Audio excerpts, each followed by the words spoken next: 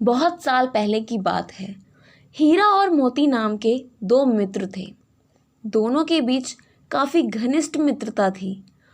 दोनों जहाँ जाते साथ जाते, दिन हो चाहे रात, सुख हो चाहे दुख, कभी एक दूसरे का साथ नहीं छोड़ते थे।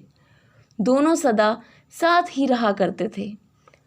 अगर एक को किसी ने कुछ कहा तो दूसरा खुद ब खुद सामने आ खड़ा होता और लोगों की फटकार लगा देता था।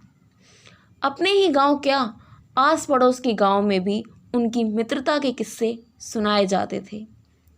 वे दोनों ही मेहनती किसान थे। अपनी मेहनत के बल पर वे खूब फले फूले। किसी बात की कोई कमी नहीं थी। ईश्वर की कृपा से दोनों के घर बार, व्यापार सब कुछ ही कुशलता से चल रहे थे। सभी बहुत खुश थे।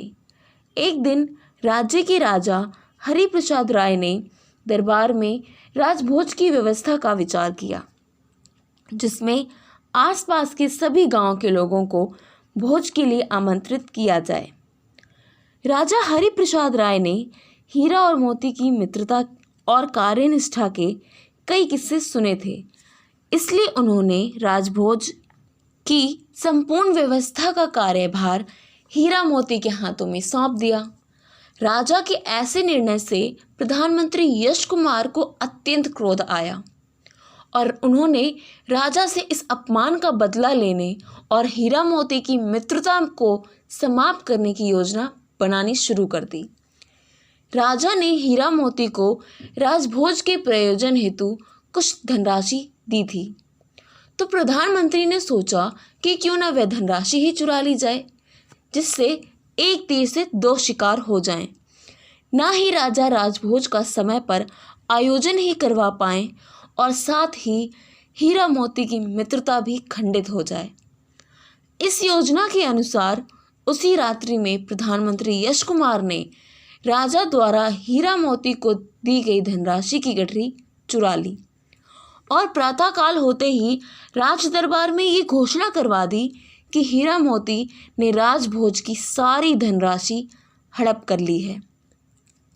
राज्य के प्रधानमंत्री यश कुमार द्वारा ऐसी घोषणा किए जाने पर हीरा मोती को राज दरबार में हाजिर किए जाने का आदेश जारी किया गया।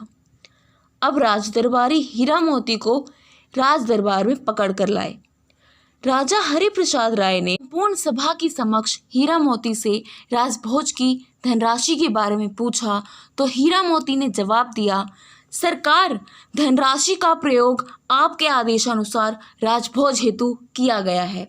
इस कारण वह धनराशि अब समाप्त हो चुकी है, परंतु रात्रि में वह गठरी अवश्य चोरी हो गई जिसमें आपने हमें वह धनराशि दी थी। हीरा मोती का ऐसा बयान सुनकर राजा हरिप्रसाद राय हीरा मोती की बात समझ गए कि यह सब प्रधानमंत्री की कूटनीति थी ताकि वह राज सम्मान को हानि पहुंचा सके और हीरा मोती की मित्रता में कटुता ला सके। परंतु हीरा मोती के परस्पर विश्वास, प्रेम एवं बुद्धि के आगे उसे हार माननी पड़ी। राज्य में बड़े ही हर्षोल्लास के साथ राजभोज किया गया और राजा हरिप्रसाद राय द्वारा प्रधानमंत्री यश कुमार को उनकी कटुता के कारण राज्य से निकाल दिया गया और हीरा मोती को इनाम के तौर पर ढेरों स्वर्ण मुद्राएं भेंट की गईं।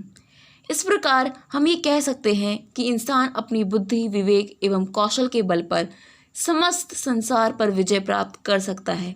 जीवन में हमेशा सत्य का साथ देकर ही सफलता प्राप्त की जा सकती है, इसलिए सदा सद्मार्ग पर ही चलें।